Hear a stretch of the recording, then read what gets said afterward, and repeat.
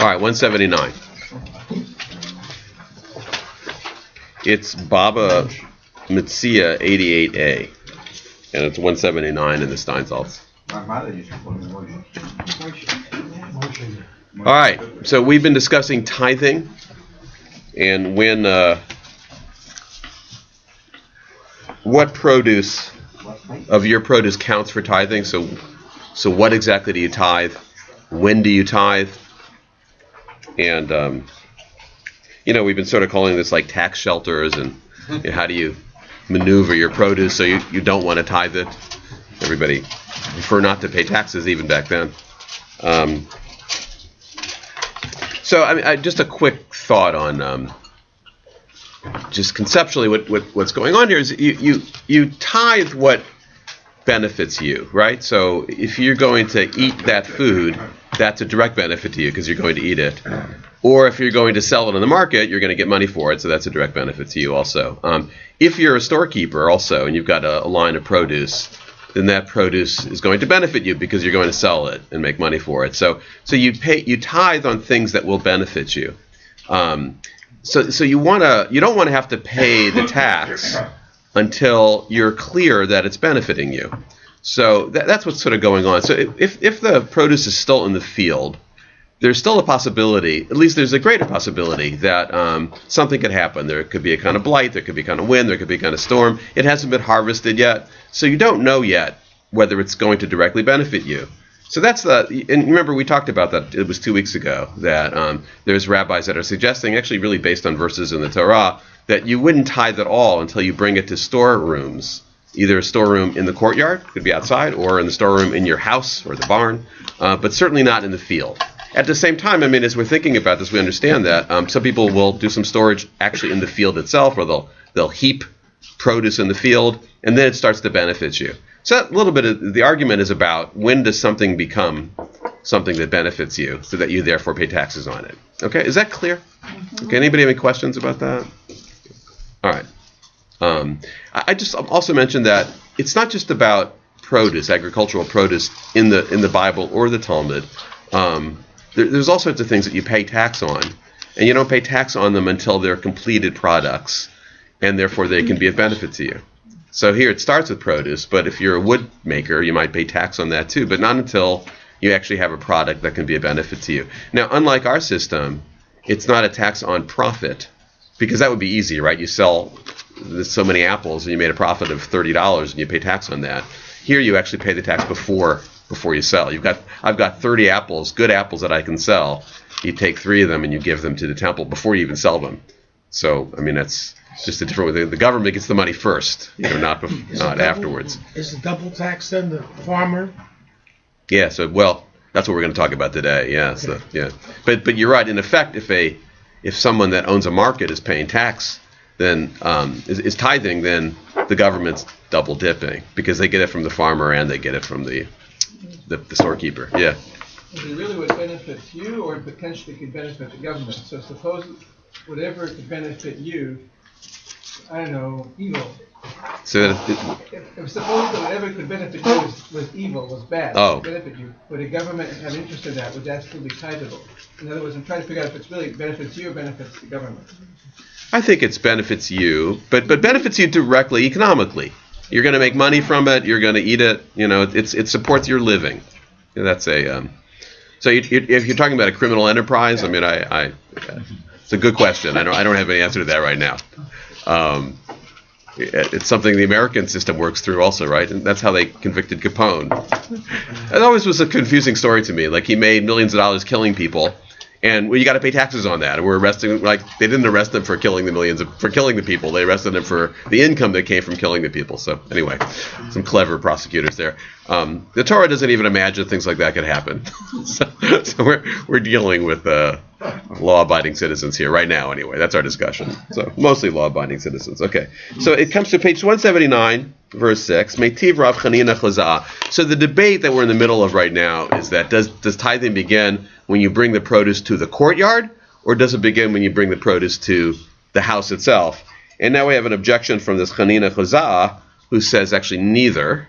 and or objects to both, and based on an exegesis of a verse that's going to get us in trouble later. But it's actually the verse that compares, and that's how we started, that allows the worker to eat whatever they want in the field.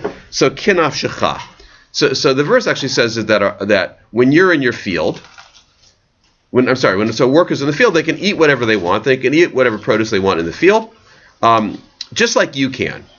Just like you, the owner of the field, you can go and you can eat whatever you want. So they are going to eat whatever they want. You can eat whatever you want. Now here's the interpretation of the verse. Kach nafsho shel poel. That's also the appetite or the desire of the worker. So the worker can eat whatever they want, just like you in the field can eat whatever you want. Now, it's a subtle point, so we'll pay attention. Ach nafsho shel poel ochelu patur. So what we learn from this is that we already know. So we know this from the verse, that the owner of the field doesn't have to pay tithe on little snacks he eats while he's inspecting his field. He takes a few grapes. He wants to taste the produce. He doesn't have to tithe that. You're an owner, you're walking through the field. You don't. We already know that. You can eat in the field, eat the produce. And now we're saying because of that verse, we've also learned, remember we said this before, that the worker doesn't have to tithe on the snacks that the worker is eating in the field. All right? How do we know that? From that verse.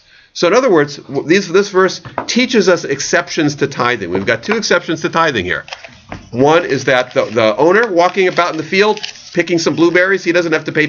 He doesn't have to tithe that, and also the worker. Those are exceptions. Okay, so since we have exceptions, we're going to go on now. Page 179, verse 10. Halokeach chayav.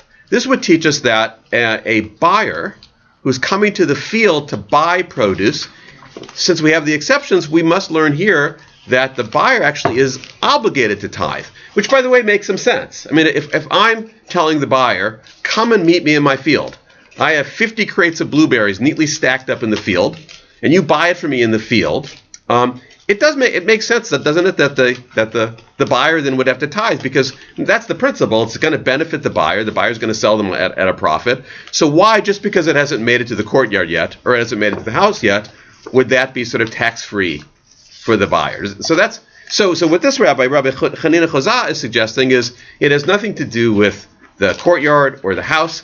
It's just when it starts to be of benefit to, here it's the store owner. Yeah, when it's in your possession. Right. So it's actually a third possibility is that if you're a commercial enterprise and you're buying it in the field, at that point you do have to tithe. You have to pay taxes on it. Okay?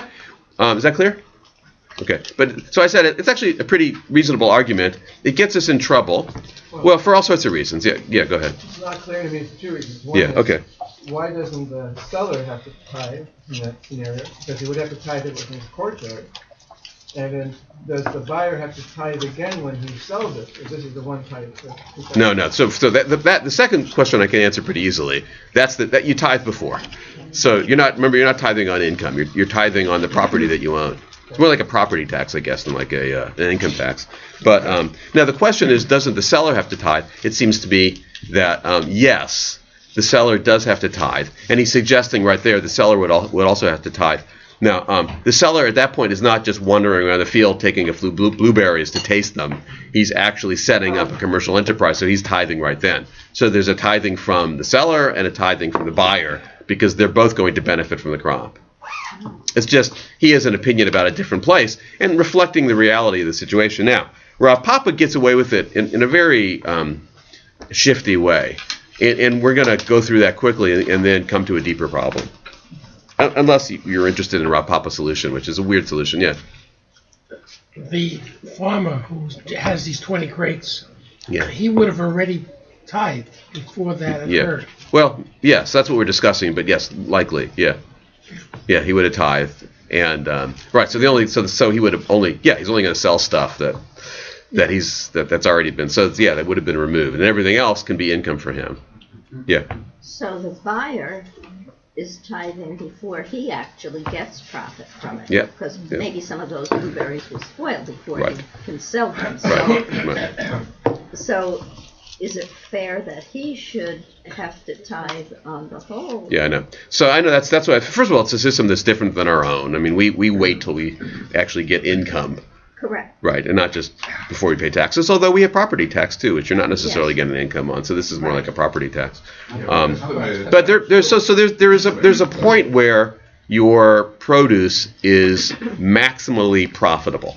So the question is things could always happen. You can always somebody could break into your store and steal half the stuff, and you got no profit from that, and you already tithe, and it's just your poor luck. So they're just trying to figure out when is the produce maximally profitable, and they figure it's right then, right when you're buying it, right at the place where you're buying it. You're going to take it to your store. I mean, you could say somebody could argue that.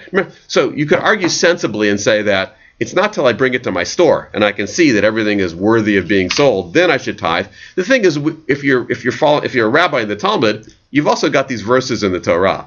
So the verses in the Torah have the word bayit, which means house. They have the word chatzer, which means courtyard. So somehow they have to work those in, and that's what's bothering Rav Papa. That's why Rav Papa comes up with this very creative solution to this, because unlike you and I, who may just be operating on common sense, they're operating on common sense. Plus, of course, this loyalty to Scripture and to follow the words of the Scripture. Common sense. Yeah, which is sometimes it's the opposite of common sense. Yeah. What if the buyer... But look, I mean, what does the Supreme Court do? The Supreme Court also they've got these words in the Constitution, and they want to stick to the words in the Constitution, even though it was written hundreds of years ago. So for the rabbis in the Talmud, the Bible's got a stronger force than the Constitution. At the same time, I must say, the rabbis in the Talmud were much more creative in interpreting the Bible than the most creative Supreme Court justice. Does the buyer get a chance to test the merchandise? Yeah. Without... Remember, the buyer doesn't have to buy it. The buyer could take a look at it and say, this is a bunch of rotten... Yeah, I mean, the buyer is making the decision in buying it that this stuff is good. He's not going to buy a bunch of rotten stuff. So then if it's rotten, he won't buy it. I'll buy the good stuff. So he gets to make that evaluation. So that does work. All right, let's go on. Amar Rav Papa. So Rav Papa says you're only tithing in the field. Hacha b'teina, with figs. Haomedet bagina, that are actually in the field. V'nofa, but they're tilting over. V'notala chatzera haskinan. So they're tilting over into the courtyard. So in effect, he's buying them in the field, but the branches of the crop are tilting in towards the courtyard, so therefore you can buy them in the field, and in fact they're in both places at the same time. They're in the field and they're also in the courtyard. Ulamanda ma labayit, and there's those people that say you only tithe when it's in the house, so they're actually sort of tilting into the house and not just the courtyard. So that's his solution to it. You do have to tithe in the field, but only with this particular crop, which is close to home too. That's why it's a weird kind of system, because it's assuming that all your crops are close to home, close enough that they're actually tilting towards your residence or towards your barn or towards your courtyard, and those you tithe in the field. But remember that he's stuck with those words. Those are the words in the Torah. Chatzer, the courtyard, and bayit. Okay. But he's still got a problem, so we kind of create a solution here. Hi hachi, bala bayit nami nichayev. Well, if that's the case, every time that the owner of the field is picking a date or anything that tilts over, he should have to tithe, because we just established that those crops are simultaneously in the field and they're also in the house. So suddenly this buyer should have to tithe every time he tastes. He's got to take a tenth of that fig and give it over to the temple, give it over to the government. So now here's an interesting way to get around that. Baal habayit einav b'te'enato. So the owner of the field is not looking at the house at that point. When he's grabbing a fig to eat, he's just looking at the fig. So for him, the fig is in the field. Lokeach einav mikacho. But the buyer is not looking at the fig to eat. He's thinking about the later sale that he's going to sell in his store. So because he's thinking of the profit he's going to make, he has to pay taxes. Whereas the owner is only thinking of, that looks like a good fig, I'm going to taste that or not. So he doesn't have to pay taxes on it. So here, it doesn't matter where it is. What matters is the consciousness and the mentality of the person who is going to take ownership of it. It's ingenious. It also, right. It's also, yes, it is. It's forced reasoning, but this is why these guys got paid the big bucks to show off this kind of reasoning. Yeah. This is tithing on a product that is not going to be transformed. What about there is going to be some transformation in the product? What do you mean by that? Well, they're buying grain for it to become Well, as long as it's profitable, then you tithe it. I mean, he's going to sell it to somebody, or he's going to make bread for it himself. But Right. So if it's got the potential, look, if it's not going to be transformed, no one's going to buy it. So as soon as it has some kind of commercial potential, you tithe. So now, and that actually fits to why Rav Papa here says is actually not silly what he said, because the fact is that if he's just going to taste it because he's hungry and it's his field, or because he wants to taste the merchandise to make sure it's okay, at that point it's actually not going to be transformed into something profitable, so he shouldn't have to pay for it. It does make some sense. All right. But if you transform it, the profit is going to be higher. Yeah, but still you tithe the grain itself. If you're a baker, you tithe the bread. Right. Yeah. You tithe your particular produce. You tithe your particular product, whatever your product's going to be. Okay. All this is complicated as we move from an agrarian system to a manufacturing system. And remember, the Torah, the Bible, is almost entirely an agrarian system, so it's very simple. And also, most people were self-supporting farmers, so they grew their own food, so it's very simple. Okay, 10% goes to God. That's easy. But as soon as it becomes a complicated economy, I'm not growing for myself anymore. I've got agribusiness, and I'm selling to 5,000 merchants, and they've got to tithe, and I've got to tithe. So it gets more complicated. And then you've got the modern economy. And you can see the Talmud trying to catch up, because the Talmud is already people that live in cities, and it's mostly merchants. But that's actually in some ways an inspiring thing to study, because you can see how the rabbis are trying to catch up. They're using the kernels of wisdom that are in an agrarian society and applying them to their own lives, and it actually works. Yeah. If the farmer is growing for his own use, Yeah. and so half the grain that he grows, he stores away to be used for the next year, Yeah. what does he tithe on? So as soon as it goes to the storehouse, he's tithing it. Every year he's bringing a crop to the storehouse. He's going to tithe 10% of it. Storehouse. Yeah. If it's in a storehouse, it's going to be used. That's pretty clear, because a storehouse is like a chatzer. A storehouse is a courtyard. That's like a bayit. That's home. That's why I'm storing it, because I'm going to use it. Now, yeah, there could be something could happen. There could be a blight, but Sure. So he's got to watch out for that. Yeah. So what I'm learning from our discussions is Yeah. that you can use your imagination to Yeah. interpret things. So Yeah. why are we assuming that the Chatzer and the Beit are the owners, the Seis owners, or how? Maybe this is the house of the Lord and the court of the Lord. Maybe it's not the temple. Yeah. So there are limits. Yes, there are limits too. But Yeah. you can make an argument. You only tithe what's in a temple. You can turn the discussions on its head. But Yeah. So it's a good question. I mean, it kind of gets to a very complicated issue, which really is understanding the rhetoric of the Talmud, which is creative, but there are limits to it, because especially in discussions like this, where it really did affect real life. Now, they would be much more creative in homiletic interpretations of biblical verses, to teach you deep spiritual lessons. Here, we're talking about really practical matters, which to them would still matter. So they won't be quite as creative in there. Okay, let's go on. But there's been some excellent books really written about the rhetoric of the Talmud and trying to understand what were the limits of their creativity. All right. Anyway, page 180, verse 6, Velokeach me deoraita mi mechayav. Okay, so now the question is, and this is something we've been talking about, is a buyer, so somebody that buys produce to sell in their store, are they actually obligated to tithe? And is that obligation come from the Torah? Or is it something that the rabbis just invented later? By the way, the rabbis were allowed to invent laws. They were the legislators. Now, sometimes they would discover laws in the Torah, or they would enforce the laws in the Torah, but there would be times, they admitted, there would be times where they would face situations that the Torah doesn't cover. And so they would come up with laws themselves. And that's why you have a distinction in the Talmud itself. Deoraita. Deoraita means a law that's from the Torah. Now, when they say from the Torah, they mean from the Torah or derived from the Torah, but it's got its origin in the Torah. But there's also a category called derabanan. Derabanan means the rabbis got together and they made legislation and they decided. And a lot of derabanan were things that applied to more advanced economies and to urban economies as opposed to rural economies. This is going to be an example of that, because the biblical agrarian economy doesn't have a lot of storekeepers. Whereas those rabbis in Babylonia and later in the land of Israel, they had a lot of storekeepers. So the question of whether storekeepers had to tithe was much more common for the rabbis. So the question here is, because we were assuming. We just assumed because we've been quoting the Bible. So we've just been assuming that the obligation to tithe for storekeepers comes from the Torah. So now that we're questioning that assumption.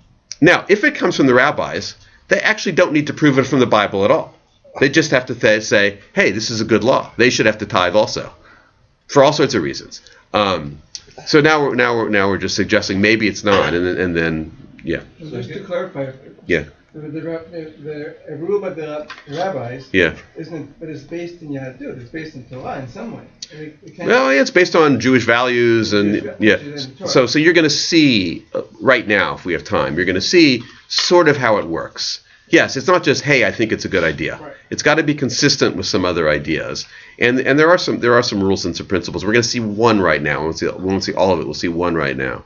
So I guess these rabbinical laws explain how you end up with different dietary laws between Sephardic and Ashkenazi. Some do, some don't. Some do, some don't. Like legumes and rice. And yes, there's no question. It's a good example too, because there isn't any rabbi that would say that the prohibition against eating rice on Passover is doraita. Doraita means from the Torah.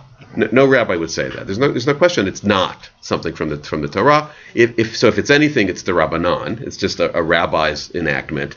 But most people say it's even weaker than that. That an even weaker one is a term. It's minhag. Minhag means a custom, and so customs can have the force of law.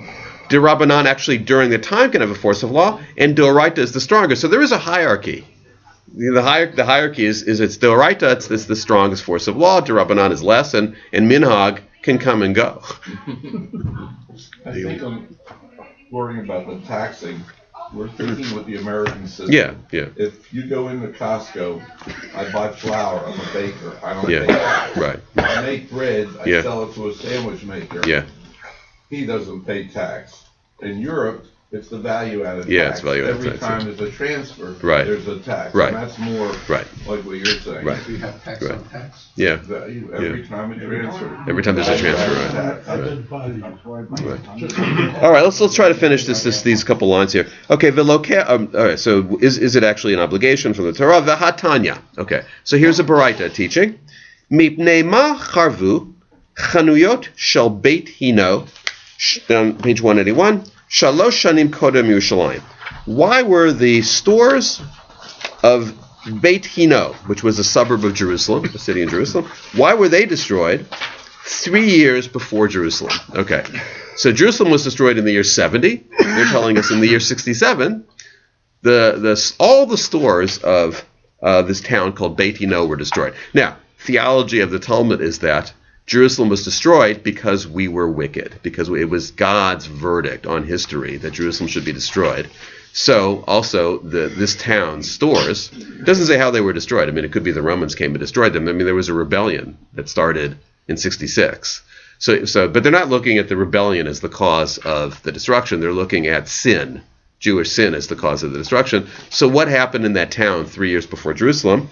Mipnei, because shemidu divrehem al divrei Torah, because they applied a strict reading of the Torah. Now, you would think that would be a good thing, right? That everybody should do that. Everybody should apply a strict reading of the Torah. The thing is that, so here, and I think we had talked about this several weeks ago in Irv's class with Karaites. This actually may be, it may be some introduction to Karaite thinking. So Karaite thinking is that you ignore the rabbis with all their fancy interpretations. They're just screwing things up for us, and they're leading us away from the true and good path of the Torah, the literal reading of the Torah. So that could be one explanation of Karaites. The other explanation of Karaites is that we're merchants and we don't particularly care to tithe on our produce. And I don't see in the Bible anywhere that it tells me I have to tithe. And just because you rabbis are trying to protect the system and make us tithe, we don't think you should tithe. So in other words, there could be ideological reasons to disagree with the rulings of the rabbis, or there could be convenience. And sometimes, as in elections, we don't even know the difference ourselves. Like we conflate our own self-interest with ideological interests. You had a tea party? Yeah, right, yeah. So in any case, there were some cheap merchants in Beit Hino back in the year 67 who decided, hey, this isn't in the Torah, so we're not going to do it. And God got upset about that and destroyed them. So next time, hopefully, they learn their lesson. But we, The Romans must have been something especially good, Yeah. since they were given. where they were a tool, destroying them. the Romans were a tool of God, just like the Babylonians were a tool of God. So yeah, that's an odd theological fact, but actually, the Torah has the Babylonians being a tool of God. And actually, the prophets speak to the Babylonian. The prophets speak to whoever was head of the Babylonians and says, "Hey, don't think this is because of you. Right? Don't get your head all swollen up that you're a great conqueror. It's only working because God is using you as a tool."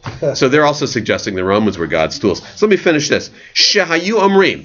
So these merchants of Beit Hino who suddenly decided to be fundamentalists when it was in their economic interest to be strict fundamentalists for the Torah, they said, Aser to aser ve'achalta ve'lo mocher. They're reading the Torah and says that you have to tithe if you're the farmer and you're selling your produce. Ve'lo mocher doesn't say anything about a buyer coming in and then having to pay and then having to pay to tithe. Tfu'at zaracha ve'lo lokech. You pay tithe on the seeds that you sell or stuff that comes from your seed. In other words, for the grower. Ve'lo lokech, but not somebody that buys. So they're saying our strict reading of the Torah. Now, our strict reading of the Torah proves to us that a buyer doesn't have to tithe. Now, what's interesting is that the Talmud is saying they were right. They were right that it's not in the Torah. They were wrong in the sense that it was the Rabbanan. The rabbis had decreed at that point that merchants have to tithe. And they were deciding on their own authority to ignore the rabbis. And because of that, they were destroyed. Right? Because the rabbis have authority to legislate there in these Jewish towns. So, but oddly, we're still learning from this is they were correct that the whole legislation is not Deoraita, it's the Rabbanan. So, and our original question is, where does the obligation of tithing for merchants comes from? Does it come from the Torah or does it come from the rabbis? This little story proves, right now temporarily, it proves that it comes from the rabbis. Because their objection, in fact, was correct. Now, it doesn't mean that they should have done it. They still should have tithed because the rabbis have a right to make that judgment. But their reading of the Torah was correct. So is that clear? Okay. All right. So, and the reason that's problematic for us is that we just read a verse, 20 minutes ago, that seemed to prove, or where the rabbis were saying, proves that merchants have to tithe and that it's in the Torah. Because this whole business of a merchant coming to your field and tithing is based on a verse in the Torah. Right? I mean, that was a verse in the Torah. I mean, it has that the owner can eat whatever he wants, so therefore the worker can eat whatever he wants, and therefore a buyer that's coming into the field should have to tithe. That's all from the Torah. So is it in the Torah or isn't it? That's the question. And then I'm going to finish this because it responds to some questions you asked. Ela midrabanan. All right, so what we learned is the obligation for merchants to tithe is rabbinic. It comes from rabbis. Ukra, but the verse that we quoted, asmachna ma'alma. All that verse that we, and this is a subtle point, but you got to get used to it. The verse that we cited is just an asmachta. So an asmachta means it's a vague support from the Bible. We're not relying on the Bible for that law. We have the right to make laws on our own. However, we can appeal to the Bible as a source of values and authority, just to show that we're not veering too far from the ideals of the Bible. So that's called an asmachta. So when the rabbis will quote a verse, sometimes they're quoting it not as authority, because they don't need the authority. As duly ordained rabbis, they can make laws. But sometimes they'll quote the Bible just to say, hey, we're not so far off. We've got some value support in the Bible. That's called an asmachta. Asmachta is not support. It's not even a proof text. It's just some kind of vague way of showing that we haven't veered too far from Jewish values. So where does the tithe go? Oh, it goes to the temple. And is there no conflict of interest? No, because the rabbis don't work for the temple. So that's not a... and by the, keep in mind, so the rabbis in Babylonia, the temple's been destroyed a long time ago. The rabbis in the land of Israel, the temple's been destroyed a long time ago. But there seems to be, there's debates among historians about this, but there seems to be, based on the context of this discussion, some still government funds. So it does go to fund the government. So now, is there a conflict of interest there? Well, that's the same thing as saying in Congress there's a conflict of interest for making taxation laws because the taxes fund them, right? We fund their salaries. It funds the whole system. But somebody has to make those decisions.